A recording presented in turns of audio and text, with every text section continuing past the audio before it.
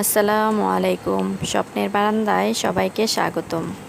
যারা আমার ভিডিওটি দেখছেন দেশে কিংবা দেশের বাইরে থেকে, তাদেরকে অনেক অনেক অভিনন্দন।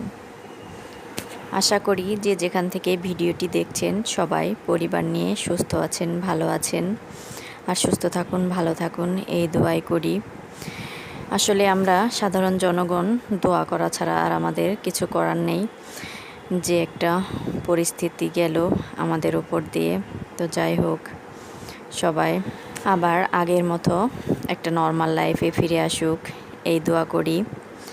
আসলে কিছু বলা যায় না, কখন কিভাবে মানুষের জীবনে কি ঘটে যায়। আমরাই কি ভেবেছিলাম এরকম একটি পরিস্থিতি হবে। সারাটা দেশ একদম স্তব্ধ হয়ে গিয়েছিল।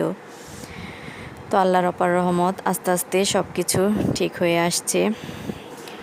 আর এই যে আমরা ইন্টারনেট ছাড়া 7-8টি দিন পার করলাম। এতে করে মনে হলো যেন আমরা সেই আবার পুরনো যুগে ফিরে গিয়েছি। ছোটোবেলায় যেরকম মোবাইল, ইন্টারনেট এগুলো কিছু ছিল না।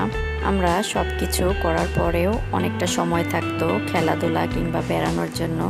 ঠিক যেন সেরকম একটা অবস্থা হয়েছিল। কার কীরকম জানি না, তবে আমার কাছে মনে হয়েছে যে এতে করে অনেকের ফ্যামিলির সাথে অনেকটা সময় দিতে পেরেছে।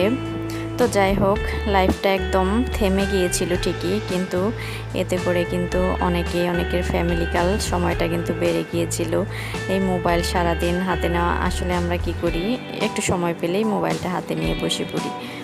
আর ইন্টারনেট না থাকার কারণে ওই মোবাইলটাই যখন হাতে নেওয়া হয়নি, তখন অনেকটাই বাড়তি সময় পাওয়া গেছে। আর যারা ইউটিউবে আমরা কাজ করি, তাদের দেখা যায় যে একটু সময় পেলেই আমরা মোবাইল হাতে নিয়ে বসে পড়ি। হয় কারো ভিডিও দেখি, না হয় ভিডিও এডিট করি।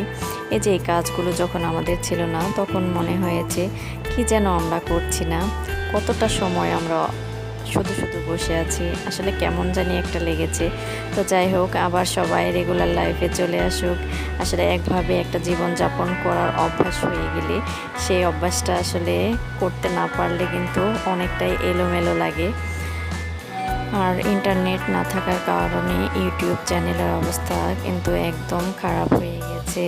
যারা ভিডিওটি দেখছেন, প্লিজ চ্যানেলটাকে টিকিয়ে রাখার জন্য হলেও একটু সাপোর্ট করবেন। আর এই পর্যন্ত ভিডিওটি দেখছেন, প্লিজ আমার চ্যানেলটিকে সাবস্ক্রাইব করে পাশে থাকবেন এবং পাশে থাকা বেল বাটনে ক্লিক করে অলে ক্লিক করে দেবেন। এতে করে আমার পরবর্তী ভিডিও সবার আগে পৌঁছে যাবে আপনার কাছে। আর যারা অলরেডি এই কাজটি করেছেন, তাদেরকে অসংখ্য ধন্যবাদ। আর এই তো আপনাদের সাথে গল্প করতে করতে আমি সকালের নাস্তা রুটিগুলো ভেজে নিয়েছি। আর পাশে আমি ডাল বসিয়ে দিয়েছি দুপুরের জন্য। আর এখানে আমি মিষ্টি লাউ আর আলু দিয়ে একটা ভাজি করেছিলাম রুটি দিয়ে খাওয়ার জন্য, সেটাকে গরম করে নিচ্ছি। এই ভাজিটা অবশ্য আমি আগের দিনই করে রেখেছিলাম।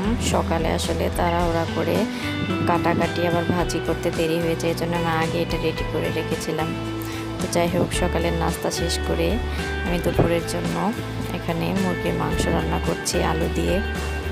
এই কদিন দেশের যে অবস্থা ছিল, বাজারঘাট করাও মুশকিল হয়ে গিয়েছিল, কারণ বাইরে যাওয়া যেত না, আবার বাইরে গেলেও কোনো দোকানপাট খোলা পাওয়া যেত না। আসলে অনেকটাই কষ্টের মধ্যে যেতে হয়েছে এই কয়েকটা দিন। তো মনে হচ্ছিল যেন করোনার সময় যে অবস্থা হয়েছিল, কিছুটা সেরকম একটা অবস্থা ফেস করতে হয়েছে। তো যাই হোক, আল্লাহ সবাইকে ভালো রাখুক, সুস্থ রাখুক, এই কামনা করি। আর এখানে বাচ্চাদের হোমমেড বার্গার করে দিয়েছি। সবাই ভালো থাকবেন, সুস্থ থাকবেন। আল্লাহ হাফেজ।